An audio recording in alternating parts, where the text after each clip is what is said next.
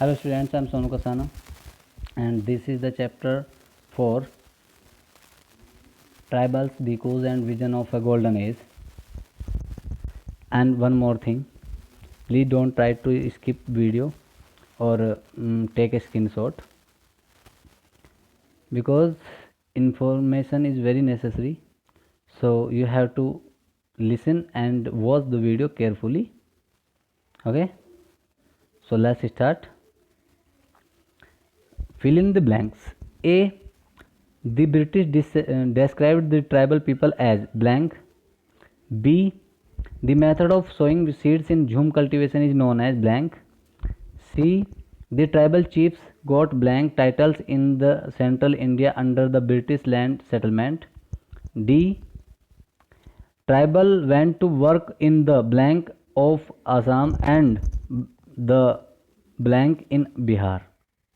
Okay अगर आपने explanation video ध्यान से देखा होगा, सुना होगा पूरी एक्सप्लेनेशन वीडियो, तो आप इन चारों के आंसर्स ऐसे ही बता देंगे क्योंकि एक्सप्लेनेशन वीडियो के हिसाब से बिल्कुल क्लियर हो जाएगा। तो आपको लर्न करने की जरूरत नहीं है, आप ऐसे ही इनका आंसर दे सकते हैं। जैसे the British describe the tribal people as, बताइए एज मतलब उन्होंने उन्हें वाइल्ड और सैवेज, है ना, वाइल्ड एंड सैवेज के हिसाब से उन्हें डिस्क्राइब किया था जो ब्रिटिश पीपल थे। अच्छा, the method of sowing seeds in jhum cultivation is known as, कैसे कैसे क्या क्या कहते हैं जो बीज बोए जाते हैं कल्टीवेशन में, सोइंग में, जूम कल्टीवेशन में, तो क्या क्या मेथड को क्या कहते हैं? स्कैटरिंग और स्कैटरिंग कहते हैं, और क्या कहते हैं? Scattering and broadcasting, scattering and broadcasting, है ना। एंड सी है आपका, सी में the tribal chiefs got land title in the central India under the British land settlement, और tribals went to the work in tea plantation of Assam and the coal mines in Bihar. Okay, चलो एक बार check कर लेते हैं। Wild savage, अगर आपको video कहीं मतलब आपके हिसाब से फास्ट जा रही होती है, आपको लिखने में प्रॉब्लम आ रही है, तो you can pause the video, आप वीडियो को रोक सकते हैं, वीडियो को रोक लीजिए, क्योंकि आप जैसे ही स्किप करते हैं ना तो कुछ हो सकता है उस दौरान कुछ इन्फॉर्मेशन बताई गई हो, कोई बात बताई गई हो जो आपके लिए इम्पोर्टेंट हो, आपके एग्जामिनेशन के लिए इम्पोर्टेंट हो। So please don't try to skip the video, है ना। हाँ, ब्रॉडकास्टिंग और स्कैटरिंग सेकंड में था, और थर्ड में था हमारा लैंड, और फोर्थ में था tea plantation and coal mines. ठीक है, स्पेलिंग की प्रॉब्लम तो यहाँ से देख लीजिए, आराम से लिख लीजिए। हम चलते हैं अगले क्वेश्चन की तरफ, वीडियो को पॉज करके, रोक करके आप देख सकते हैं। सेकंड है आपका स्टेट द ट्रू और फॉल्स, आपको ट्रू और फॉल्स बताना है। फर्स्ट हमारा जो क्वेश्चन है वो है jhum cultivation flow, cultivators plough the land and sow seeds, तो ये फॉल्स है, वो प्लो नहीं करते थे, केवल सीधा ऐसे ही सीड्स को सो कर देते थे। बी में आता है आपका cocoons were bought from the Santhals and sold by the traders at the 5 times the purchase price, ये हमने पढ़ा ही था, ये कल की वीडियो में ही था कि जो संथाल से वो कोकून्स खरीद करके 5 गुने लगभग रेट पर वो भेज देते थे। 1000 के 3 या 4 रुपये के हिसाब से उनसे खरीदते थे और लगभग 20-22 रुपये के हिसाब से बेच दिया करते थे। फिर आता है Birsa used urged his followers to purify themselves, give up drinking liquor and, liquor शराब को कहते हैं, and stop believing in witchcraft and sorcery, है ना। तो ये ट्रू है, हमने कल ही पढ़ा था इसके बारे में भी। The British wanted to preserve the tribal way of life, false है, वो प्रिजर्व नहीं करना चाहते थे। ठीक है, चलिए वो सब चीज़ हम पढ़ चुके हैं उसमें। अब ये क्वेश्चन बहुत बड़ा है तो उस हिसाब से हम इसे थोड़ा सा अपने हिसाब से थोड़ा शॉर्ट कर लेंगे, तो ध्यान से सुन पर रहिएगा कि कहाँ कहाँ से करना है, कहाँ कहाँ से नहीं करना है। मैं पूरी की रीडिंग करूँगा, लेकिन आपको ध्यान से सुनना है कि करना कौन कौन सी लाइन है। तो what problem did shifting cultivators face under British rule, तो हम इसे देख लेते हैं। हाँ, स्टार्ट करेंगे बिल्कुल स्टार्टिंग से। तो for administrative and economic reasons the British government tried settling the Jhum or shifting cultivators. However, shift plow cultivation did not prove to be helpful to these Jhum cultivators. They often suffered because their fields did not produce good yields. The new forest laws also affected the lives of the shifting cultivators. Shifting or Jhum cultivation is usually done on small patches of forest land. Under the forest laws, the British extended their control over all forest and declared that forests were state property. Thus, Jhum cultivation were prevented from practicing Jhum cultivation freely. Many were forced to move to other areas in search of work and livelihood, है ना। तो चलिए हम अब मैं बताता हूँ आपको ये क्या क्या करना है इसमें से। आप इसे स्टार्ट कीजिए, यहाँ से ही स्टार्ट करना है आपको, और आपको करना है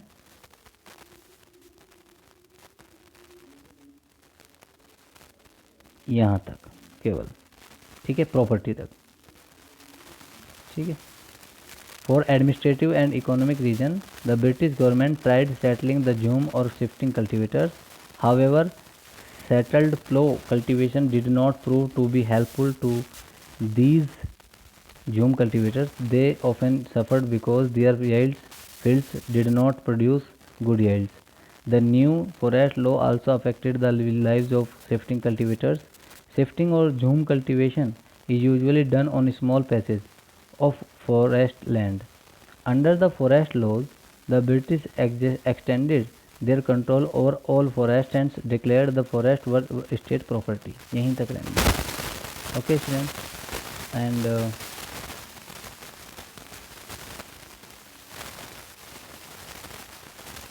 yes, question 4 है आपका.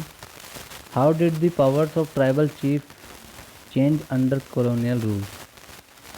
How did the power of chiefs change under colonial rule, है ना। चलिए देख लेते हैं इसमें हमें क्या करना है।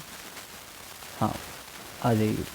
Under the colonial rule the functions and powers of tribal chiefs change considerably. Before the arrival of the British, these tribal chiefs enjoyed a certain amount of economic power and used to administer and control their territory, which were not now so now. They were allowed to keep their land and titles over a cluster of villages and rent out land. ठीक है, बस यहीं तक रहना चाहिए।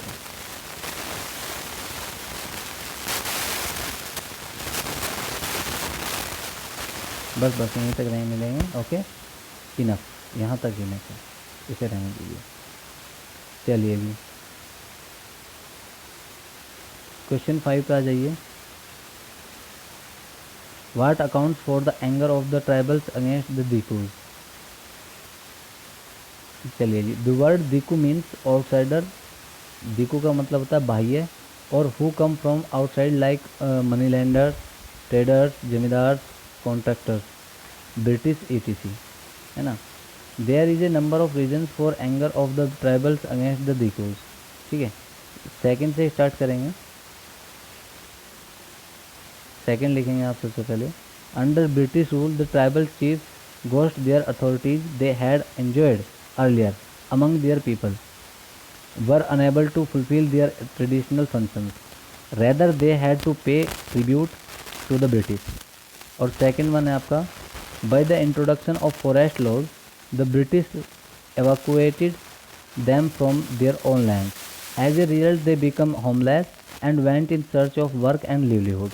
और first वाले में से अभी हम देखेंगे कि इसमें से हम क्या कर सकते हैं। ऊपर का सब करना ही है, और जो फर्स्ट पॉइंट है उसमें से हम क्या करते हैं देखते हैं।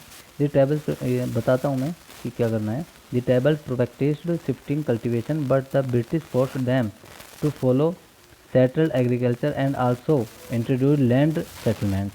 तो ये आपको करना है, ये यहाँ तक ही है, बस यहीं तक करना है। ये नेक्स्ट पॉइंट यहाँ से यहाँ तक है। इस वाले पॉइंट को अभी देख लेते हैं क्या है इसमें। Traders and money landers were coming into the forest wanting two by forest produce at a very cheap rate, learning them to take cash loans at high interest etc. The innocent and poor people initially fell in the trap of the moneylenders and traders are remained indebted throughout their lives. So the tribals considered the traders, moneylenders as evil outsiders. चलिए second जो point है इसमें आपको क्या करना है, आपको यहाँ से स्टार्ट करना है. Traders and moneylenders were coming into the forest wanting to buy forest products at a very cheap rate and learning them to take cash loans at high interest etc. यहाँ तक बस, ये यहाँ तक करना है. ठीक है, आगे का छोड़ देना है. Okay student, yes. Now the sixth question is what was Birsa's vision of golden age. Birsa का गोल्डन एज का विजन क्या था. Why do you think such a vision applied to the people of the region. Applied to the people of the region, है ना. चलिए जी, sixth में देख लेते हैं हम क्या क्या बताया उसने और हमें क्या क्या लिखना ज़रूरी है. What are our necessary points. Birsa talked about a golden age, a Satyug, an age of truth in which like in the past, the tribal people who live a good life, construct embankment, tap natural springs, plant trees and orchard, and practices cultivation to earn their living. He talked of an age in which the tribals would not kill one another and would live an honest life. His golden age consisted of a reformed tribal society in which there was no place for vice like liquor, uncleanliness, witchcraft and sorcery, and outside force like the missionaries, Hindu landlords, money lenders, traders and the Europeans. यहीं तक रहने दो, बस इतना ही बोलता है.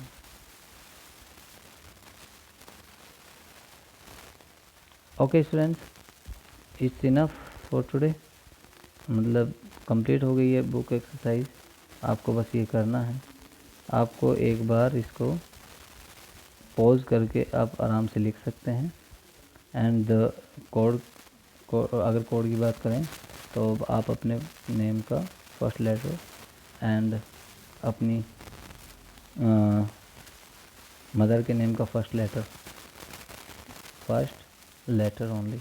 Okay, दोनों के एक साथ लिख देंगे. Okay student, thank you very much.